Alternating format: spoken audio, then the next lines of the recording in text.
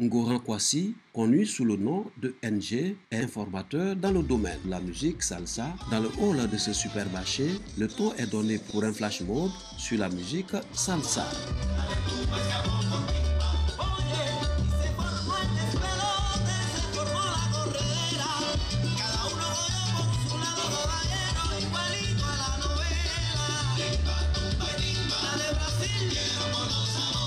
Pétri de talent, NG fait vibrer les cœurs par ses pas de danse.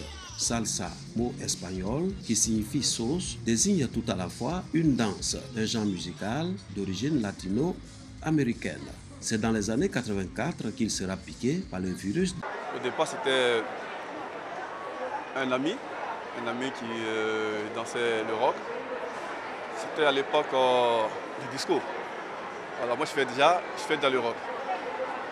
C'est plutôt une passion. C'est une passion. Et après, j'ai appris beaucoup de choses à partir de cette danse.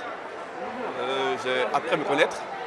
J'ai appris à connaître ma partenaire, donc la personne qui est en face de moi. C'est une danse qui se fait à deux. Son rêve devient réalité en 1998, la création d'une école de danse. J'ai participé à Vautoscorp 86. On a été champion en 86 avec le groupe Anonzé de Boaké. Et après ça, je fais des spectacles, des compétitions. Et après ça, je suis allé en Russie pour un stage de danse. Je suis revenu de la Russie. J'ai commencé à organiser des stages ici en Côte d'Ivoire. Sur cette scène de démonstration publique, élèves et formateurs s'adonnent à leur passion sous le regard des spectateurs. Ces derniers n'hésitent pas à capter le moment à l'aide de leur smartphone. Ça change, hein, vous savez, un flash mob, on n'en a jamais fait, c'est la première fois et c'est super. Voir mes parents danser devant tout le monde, c'est vraiment la première fois. C'était très bien. Pour certains, cette aventure est une belle expérience. Faire un sport, en même temps m'amuser. Parce que c'est trop rigoureux quand on te dit va faire du sport en salle. Surtout quand on est seul, c'est vraiment pas passionnant. Alors, danser et transpirer en même temps, j'ai trouvé que c'était la formule idéale. Et avec le coach NG, j'ai trouvé en lui le guide qu'il me fallait en fait. Voilà, il a l'écoute, il est attentionné, en même temps il est rigoureux. Un monsieur très humble, courtois, et il est ouvert à tout le monde. Avec lui, on apprend facilement. Et depuis 2012, je suis piquée par ce virus. Et tous les jours, quand j'attends la salsa et le rock, allez, c'est parti. Bonne formation. Dans l'ensemble, elle permet non seulement de déstresser après le boulot. Quand tu arrives dans des cérémonies, dans certains endroits où les gens croisent les pieds, vous décroisez les pieds et puis vous demandez un cavalier. NG, c'est notre maître. En fait, c'est le maître concerté du rock. Il nous forme au niveau de Boaké. De temps en temps, il nous rend visite, il nous donne des coups et puis il revient. Moi, je suis rentré d'abord par le rock and roll. Et ensuite, il y a le salsa et puis kizomba. Donc, c'est sur ces trois styles-là que je suis. À Boaké aussi, bon, on a des séances comme ici. De la passion à l'expertise, la musique salsa fait aujourd'hui de NG un spécialiste incontournable. C'est-à-dire les gens viennent apprendre et puis s'en vont. Ils viennent apprendre et s'en vont. Je peux vous dire, il y en a qui ont même des écoles, il y en a qui ont que des clubs. Plus de centaines de personnes ont bénéficié de son savoir en Côte d'Ivoire. Son rêve est de faire de la musique salsa un outil de cohésion sociale dans les foyers.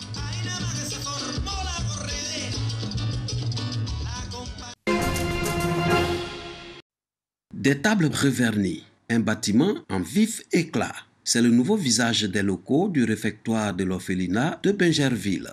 Tombé en ruine il y a quelques années, ce bâtiment long de 50 mètres vient d'être réhabilité par l'Alliance Sénoufo Dan et Gouro, une association de promotion des valeurs culturelles à travers des alliances interethniques. Pourquoi ne pas donner goût de vie aux enfants en détresse?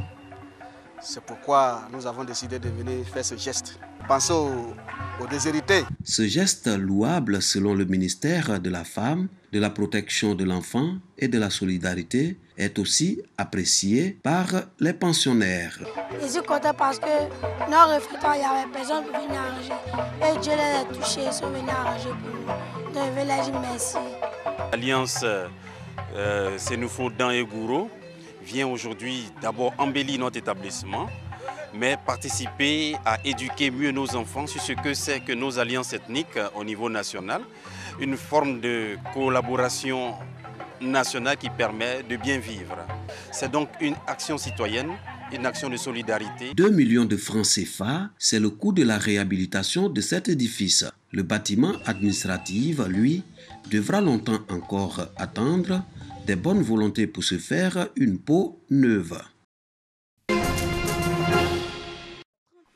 Après la finale de la Supercoupe remportée par l'ASEC Mimosa en tout début de saison, l'ASEC et l'Africa se retrouvent ce dimanche au stade Houphouët-Boigny. Un duel qui sent la poudre entre les deux locomotives du football ivoirien. Deux équipes qui ont retrouvé des couleurs. Un match serré. L'attaque de feu de l'ASEC emmenée par Fonsigno et Agbenyandan, dit Platini, sera face à une défense de l'Africa qui aura à cœur de rassurer ses supporters après le déplacement raté à Gagnoa le week-end dernier. Dans cette confrontation des deux grands du football ivoirien, on suivra la bataille des portiers des deux équipes qui se connaissent bien. Sissi Abdul Karim de l'ASEC Mimosa qui avait fait les beaux jours du rival, l'Africa, où il avait pour doublure Blaisadi Hortalin. Après son départ, Blaisadi est devenu le numéro 1 des perches des Aiglons et aussi titulaire de la sélection locale. Outre ce duel, l'on suivra aussi attentivement le duel des entraîneurs. Car pour la petite histoire, avant d'entraîner l'ASEC Mimosa, Amaniyao César Lambert a fait ses armes à l'Africa Sport d'Abidjan, tandis qu'Aka Kwame Basile avait fait le contraire avant son arrivée chez les Aiglons. Ce sera surtout l'occasion pour les supporters Mimosa et Oye de jauger la valeur de leur équipe en ce milieu de championnat. À qui reviendra le dernier mot dans ce énième derby? Dans le port d'Anglette, cette drôle d'embarcation ne passe pas inaperçue. Voici les pirogues Made in France. Légère, elle ne pèse que 9 kg. Comme ses cousines tahitiennes ou hawaïennes, elle est pourvue d'un balancier qui permet d'être stable sur l'eau tout en étant profilée pour la glisse. C'est ici, à quelques encablures de la mer, que ces bateaux sont construits par la petite entreprise de Guy et ses 5 salariés. La pirogue, c'est le plus vieux moyen de transport de l'humanité. Les architectes marins, il y a 10 000 ans, étaient des visionnaires. Ont inventé quelque chose qui glisse. Pourquoi? Parce que la surface sur l'eau est inférieure quand vous mettez 2 coques à la surface avec une seule coque. Vous avez la même portance en ayant une surface de frottement inférieure. Ces pirogues sont construites en résine, comme les bateaux de course, avec une personnalisation des couleurs. Plusieurs années de recherche et de tâtonnement ont été nécessaires pour développer une gamme de pirogues compétitives, légères et surtout résistantes à la casse. Seul hic pour séduire un plus large public, sa taille, comptez 6,20 m pour un bolide classique, trop compliqué à transporter et stocker en France et surtout pas adapté aux côtes européennes. L'entreprise a donc conçu la plus petite pirogue du monde, baptisée Féline, avec 5,10 m de longueur. Chez nous, les périodes de houle sont très courtes. Donc ça veut dire que la mer est les vagues sont très rapprochées, alors qu'aux États-Unis, elles sont beaucoup plus éloignées. Donc quand vous prenez un bateau hawaïen comme celui qui est là-haut, qui fait 6,20 m, dès que vous êtes sur des conditions de houle en Atlantique, mais encore plus vrai en Méditerranée, l'avant de votre pirogue va être en permanence sous l'eau, c'est-à-dire planté dans la vague de devant. Avec ce bateau, en fait, vous ne planterez jamais et donc vous irez plus vite. En moins de 5 mois, la Féline a conquis un public de fans de glisse, de kayakistes et même de pros de l'endurance. Olivia Piana, vice-championne du monde de stand-up paddle, est devenue l'une des ambassadrices de la marque. C'est très complémentaire de faire du paddle et de la pirogue.